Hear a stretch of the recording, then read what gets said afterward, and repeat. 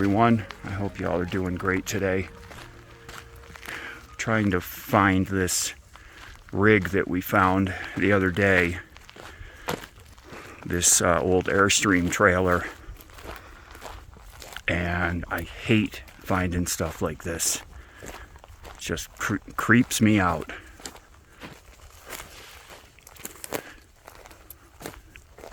Yeah, here we are. Okay. There it is.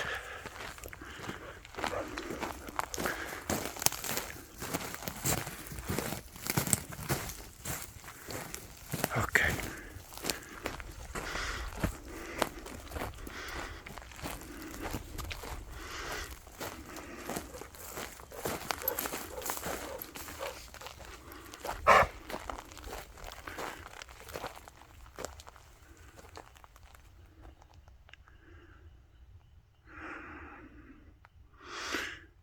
Oh man, it's terrible.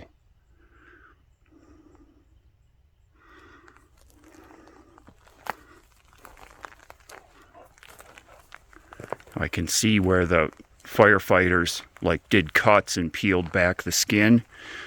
Like, see these cuts back here? So that they could get in everywhere and make sure the fire was extinguished, obviously. Sorry, shooting into the sun. Because the other side of this thing,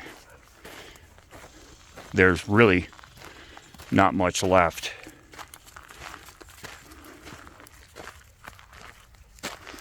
What a mess. It smelled, you can smell the fire. A couple of batteries there. Yep, I can see the cables coming off of them. Some kind of electronics right there. I can't tell if those are batteries or not.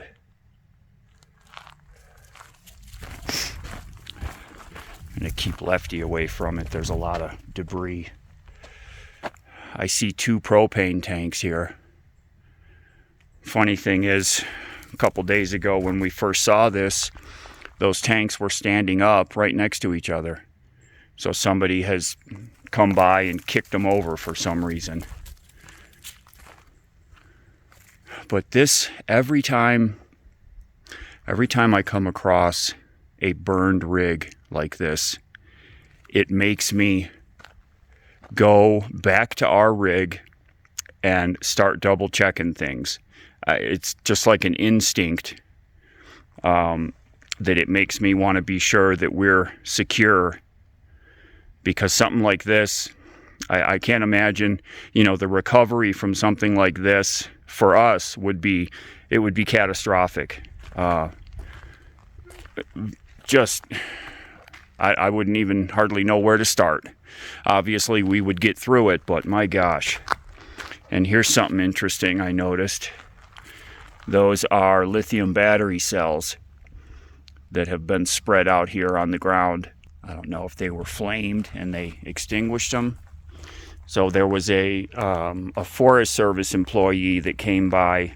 I don't know what their title was, and I was just shooting the breeze with them and asked about this thing, and they said that from everything they could tell, it was electronic that started it, electrical, and that there was, how did he put it? I'm paraphrasing, that there was sloppy wiring left. Whoa, buddy. Come on. I'm trying to short leash him here, and he's got my fingers all spaghettied up inside the rope. There's, okay. There's chipmunks and squirrels all over this place. Like, all over. And that's, terriers like him were bred for rodent control. So he can't help himself. He's got to go after them. I hope y'all are doing great today. I'm just sitting in here finishing up my coffee. And by the way, I got to thank Don, who sent me some funds to go towards a new coffee maker, which I did score when we were in Salida at Walmart. I was looking at them. They probably had 12 to 15 different brands and models there, and I was surprised at how many of them were just too big for what I wanted. You know, in the video I talked about, and thank you, by the way, for everybody that shared which machines or methods of making coffee that they've been using. Because as we all know, coffee is a must-have in the morning. And there were a few comments from people that don't drink coffee and just, they don't get it. And I understand that, but I'm a coffee drinker, and all of us that are coffee drinkers, we know that your day can not start off great if you don't have your cup of coffee. So it's not like an addiction thing, it's just part of the routine. And, you know, I don't really feel anything from drinking coffee, but it's my routine and part of what I do in the morning. And plus, it's Lefty's indicator that he starts grumbling at me. I was messaging with someone there on Instagram, and she shared that she has the same problem. As soon as she's into her coffee, her dog starts talking to her that it's time to head out and go for a walk. And you all know I go through that with Lefty. He lets me get about halfway through the cup, and he starts just like, it's time to go, let's go walk. And pretty much every morning I get down to about a third, and I finally just have to get up and fold the bed up and take him for a walk because he won't shut up. So thank you, Don. But I was surprised at how many of the machines were just too big for my storage.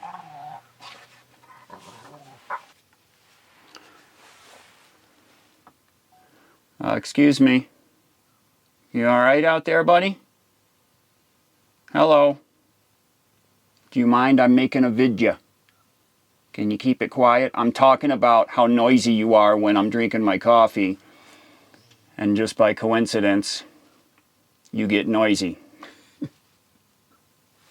Yep, so thanks, Don. And thank you all for all of the different methods. And so I have a backup now. I have the coffee maker, and it lets me use the pods, or it has the little basket. So I've been using the grounds. I have a can of McCafe that one of you sent me when we were back in New York. I'm sorry, I can't recall your name off the top of my head, but thank you for that. So I've been using the McCafe grounds. And I still have these pods that Mom had given me before we left New York, so I'll use those up also. So, but I do have a backup. I have that little percolator that I bought when we were down, when we didn't have the machine. So I've got two methods of making coffee.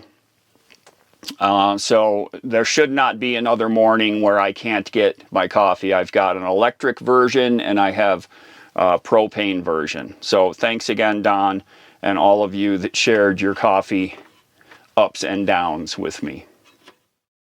All of these things that all of you do to help us live our lives and be comfortable, I'm very appreciative. And you know, when I started making YouTube videos, it was, in my mind, a one-sided thing where I just showed you guys videos of what we're doing. And I never knew that it was going to turn into a two-sided relationship where I've come to know a lot of you. I've met so many people that started watching our videos and run into us when we're out here on the road. In fact, well, pretty much all the time, when I say my friend that I'm camped near or with, it's a person that was somebody that just watched the videos, and we run across each other out here and become friends. So my friend David, who's here right now, you saw him there on the Honda. So him and I have been hanging out here together, but that's a great example of how making YouTube videos has kind of paid me back by being able to meet a whole bunch of really great people, either in person or through the keyboard, or comments, messages. So thank you all for that. Really appreciate it. It keeps me feeling connected, and I extra appreciate all the Lefty love that everybody shows, because you all know he's a huge part of my life. So we have, as I mentioned, we have two ways to make the coffee, electric and propane. And speaking of propane, thank you all for all the feedback on my Camp Chef video. So the stove's been working fine. After learning some things from a bunch of you, I spoke to my friend Greg. Greg builds food trucks. So he's done all kinds of propane installs in food trucks. And he gave me some info that some of you also shared in the comments, that I should have a regulator at the tank to knock it down to low pressure, which makes total sense now, because you don't want high pressure running through your hoses. And that's the way I've had this plumbed up for years.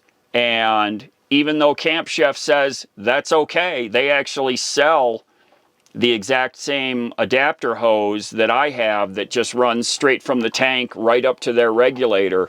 I guess it functions that way, but it's not the ideal way to do it. So when we get down into Arizona and get stationary, I'm going to redo the plumbing for the propane system, and we're going to put in a twin regulator at the tank, and then get rid of the regulator that's at the stove and just put like a 90-degree elbow adapter that comes out the back and will hook up to the hose that runs over there. And I'm getting a good quality hose. Did any of you have feedback on those braided propane hoses? You know, my hose is a rubber hose, the black rubber. They're pretty standard, but I see these braided ones now. Are those better? So if you got feedback on that, please put it down in the comments, because I want this to be perfect. I don't want to have any kind of propane issues. And, you know, I'm going to spend the money on the high quality kit. It's not going to be a lot to make this way safer than it is currently. Some of you talked about getting rid of propane entirely, and I get that. That is a way that you can operate your equipment. You can get an electric cooktop. I have one actually that's like a backup unit, that's an oven stove. I've always preferred to cook on gas. I've cooked on electric before, and you know, it's different. It's different. Any of you that have cooked on both, you know what I'm talking about. It's a difference in the way that the heat is transferred into your pans and everything. And, you know, RVs, gas is a pretty standard, propane is a pretty standard option to have in a camper and an RV.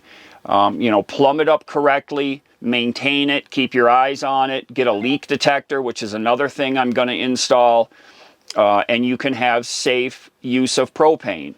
So, you know, my water heater is also propane powered. And yes, I can add an electric heater. Actually, Barry sent me one that I'm planning to install in my sink for inside warm water. You know, and all of this stuff would be a big shift in infrastructure and a lot of work, which is not the decision maker, but I prefer to have propane for cooking. And propane comes in really handy for cooking, and this has happened to us quite often. We're in a bad weather system, and we might go 3-4 days or more without good solar charge, so I'm not getting a ton of power to my batteries to recharge them, but I can cook with my propane without having to worry about my power usage. That has come into play a lot of times for us. So I'm planning on keeping the propane, but I am going to make changes to the system and the way it's set up so that I know it's a lot safer. You know, both of them have the ability to cause problems, both electric and propane. You can cause fires. I talked about this in older videos when I was talking about the electrical system that we have in the rig, and how, you know, what I was saying to people was, if you're going to be installing a system like this or a big power system in your rig, please be careful and be sure that you fully have the skill set to do the install and do it right, because you're dealing with a lot of power with these batteries, and a short on a battery system like we have, many kinds of battery systems, any kind of short, and you're going to cause a fire. You can have a real problem. So, you know, both electric and propane, and I'm not saying one is better than the other, but they both do have considerations for safety that you have to take into account and make sure that you have everything installed correctly. And it's funny, when I do the electric work in the rig, I'm very safety oriented when I do the wiring and making sure everything is perfect and protected. When I did the propane, I feel like now, and looking at, you know, hearing all the comments from all of you, that the way I did the propane was amateurish, right? As a novice. I don't have as much experience with propane. You know, I was a gas grill cooker back at my house, but beyond that, I didn't really have a lot of experience. So I was really happy to hear from Greg and all of you that commented on that video. But recently in Leadville, we saw something that always makes me take a step back and think about how I have things built in the rig. We saw a camper that had just totally burned, you know, 100% loss. From what I can tell, it's an Airstream. It's definitely an aluminum bodied vintage camp trailer, and totally 100% failure. And this was in the same camp area that we're at Leadville. And to see something like that, anytime I see something that has been an RV or a camper that has been a loss like that, it always makes me start taking stock of all of the stuff that I have in the rig. I've said this many times, the more systems and devices that you have in your camper, the more possibilities you have of having a failure. You know, if you only have 2 things hooked up, you only got 2 things that can fail. But if you've got, how many things do I have? I don't know. If you've got a whole bunch of things, you've got a whole bunch of possible failure points. So we came across this burned camper. We were looking at this and all the debris that was around this camper, and I saw something. It was, you know, a power strip like that you would have in your office, right? You plug it into the wall. It gives you 4 or 5 plugs, and you plug stuff into it. One of those was laying right in the debris pile. It was pretty well melted, but I saw that and I shook my head like, ugh. I don't think that power strips have a place in an RV, and here's why. In my rig, the way it's wired, and I'm talking about my AC wall outlets, you know, my regular plug outlets in the wall, they are wired, each one is its own breaker. So I have an outlet there, I have an outlet back here, and I have a third outlet that's over behind the refrigerator, just because that's where it was wired originally in the ambulance. So each one of these goes to a breaker box and has its own breaker. So if you think about that, that circuit is 2 plugs. You can plug in 2 devices into that circuit.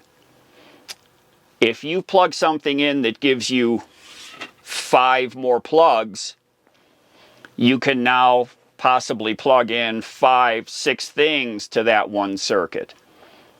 And, you know, people do it all the time, right? When you're back at home, in your house or your office, at work, power strips are a very common thing.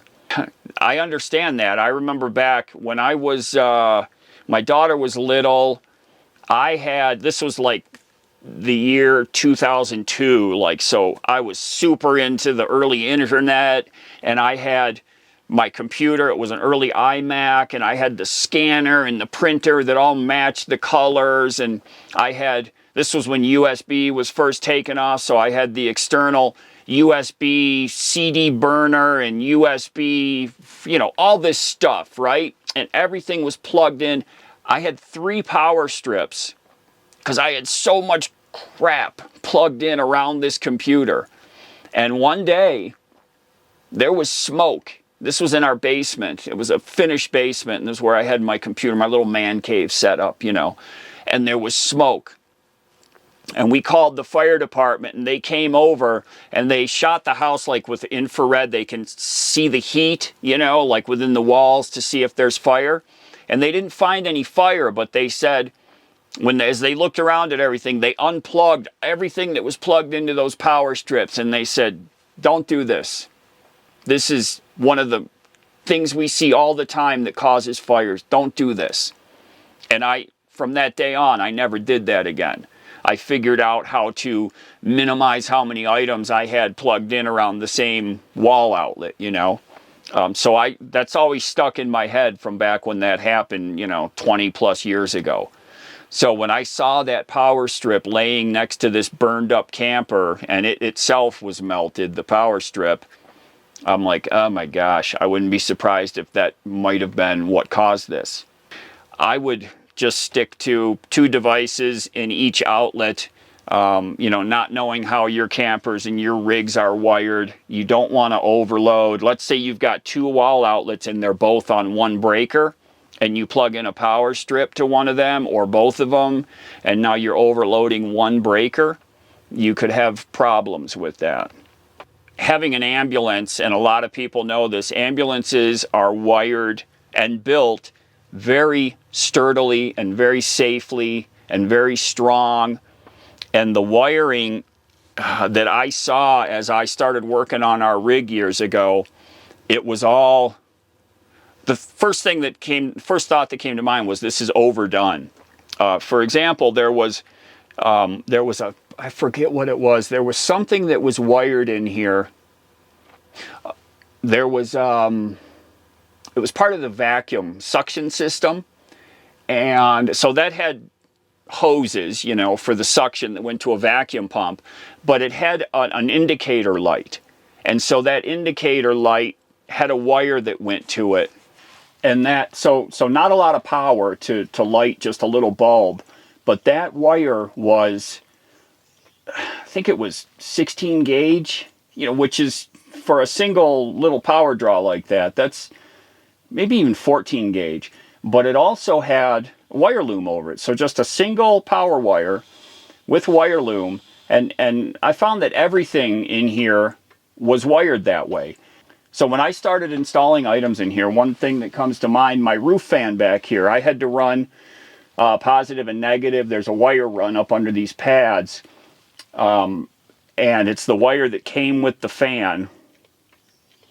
And I ran 14 gauge of my own wire in a wire loom down here to run that roof fan. That's DC power, not a huge power draw, but I'd rather have the wire be larger gauge than it needs to be, so that there's not excess on it, because that can cause heat. It can also cause the device not to run correctly.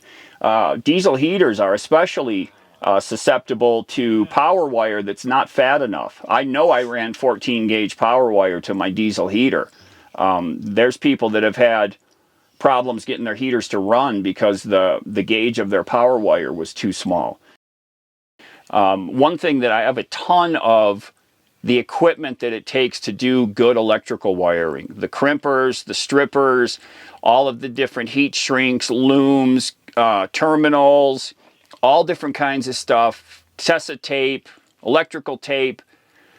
If you're going to do electrical wiring, please get all the good gear. You're always going to keep tools, and it makes the job so much easier. Some of you have sent me these really excellent crimpers and strippers. Tom sent me some really excellent strippers that I use every time I do wiring.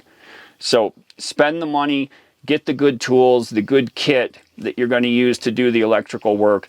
And having a fatter gauge wire, other than it costing more, there's really no downside to just, you know, making sure that your wire gauge can handle the power draw you're putting on it. And how do you know what that is? There's excellent resources online. If you have, you know, X amps of draw, you're going to want to use this gauge of wire.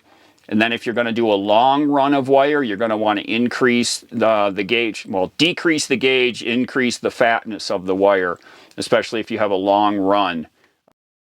As I mentioned, when we saw this burned camper, anytime I see something like that, it makes me take stock in my head and start going back through all of the things that I've done in the rig and checking things over. And I would suggest You know, even though something is working fine the way you've installed it, periodically go and check it. You know, doing maintenance on your electrical system, checking all your attachment points, making sure they're tight, checking your wires over, everything you can see to make sure they're not getting chafed or any cracking, anything like that. You know, basic things that can help to prolong the life of your rig.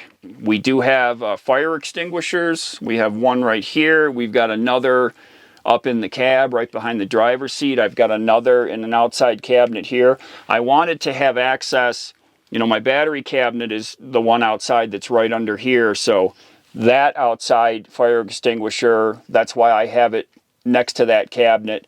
And the one up there, with the thought being that if I could open the cab door and grab that extinguisher and into that cabinet, if that's where we were having a problem. And then this one here next to this door, same thing, that I could get it outside. Well, this is the end of my, I'm going to call it my electronics rant. Very sobering to see a rig that has burned.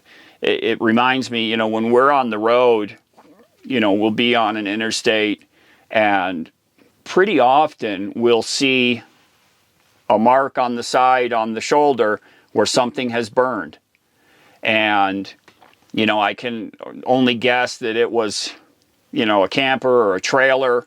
That's pretty common. We see that surprisingly a lot, where, you know, the remnants from a vehicle fire right on the side of the interstate. Every time I see that, it's like, ugh, I just hate seeing it.